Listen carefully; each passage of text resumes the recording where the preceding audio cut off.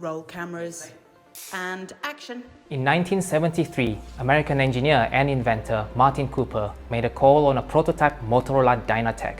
This was the first commercially available handheld cell phone. Roll on 50 years and almost half the world's population have a mobile phone. It's hard to imagine life without them. Hi, my name is Zairin and I'm a Market Development Manager for Platinum Group Metals at Anglo American. And I'm Mark, I'm Head of Market Development. Now, what was so special about that phone call wasn't just that it was the first one made on a handheld device, but a handheld phone existed in the first place. You see, the accepted view at that time was that cell phones should be in cars with copper wires, but Cooper looked at things differently. There's a well-trodden path to commercialization in most industries. It can get results, but it's often costly and time-consuming. And it doesn't always meet the needs of the market or the end user. That Motorola example shows how disruptive innovation, seeing things differently, can create products that radically change the way we live, with significant benefits to society. And this is where Anglo American comes in. We're one of the largest producers of platinum group metals. Let's call them PGMs.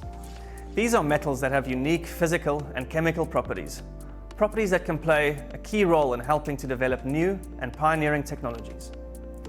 So what we're now doing is creating a space in which disruptive innovation can thrive, investing in a creative ecosystem that fosters PGM-based ideas with the potential to make an impact as dramatically as mobile phones. Of course, we've been investing in innovation for years. We partner with academics on early-stage research.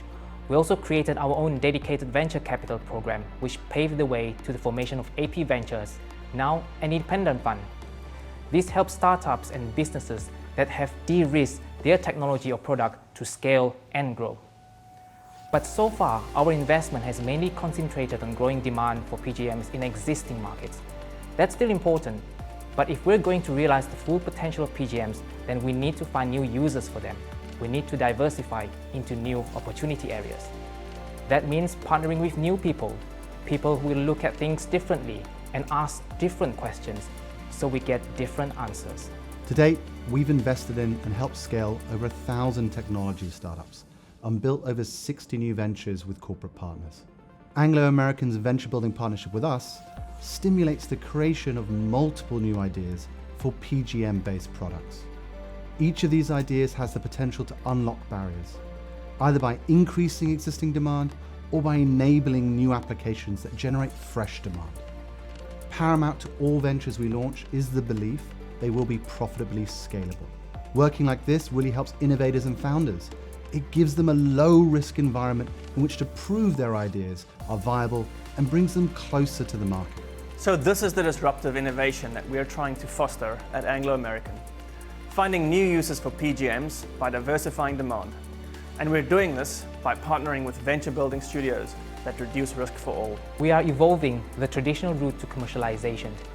Instead, we're investing in an ecosystem that generates ideas across many related applications. We're then taking the most promising ideas and innovations and turning them into venturable products, services, and companies that are driven by market pull rather than technology push. We envision a future in which the planet, societies, and individuals can thrive. But to make this a reality is going to require a rapid increase in innovation. The dominance of research translation is the primary bottleneck to unleashing the impact of scientific innovation. We believe that the traditional approach to science venturing can be augmented to address this. We work to remove constraints, deploying a first principles approach to combine scientific knowledge and highly technical founders into high-impact ventures. Science ventures can be created directly in response to market problems. Or, to put it more simply, market pull is possible in science venturing. Scientific innovation can also spring directly from the intersection of ideas across different fields. As computer scientist Alan Kay put it, the best way to predict the future is to create it. We don't yet know who tomorrow's customers will be for PGM-based products and technologies. Hydrogen is a current example. There's great market potential here, including fuel cells for use in vehicles and electrolyzers that produce hydrogen from water.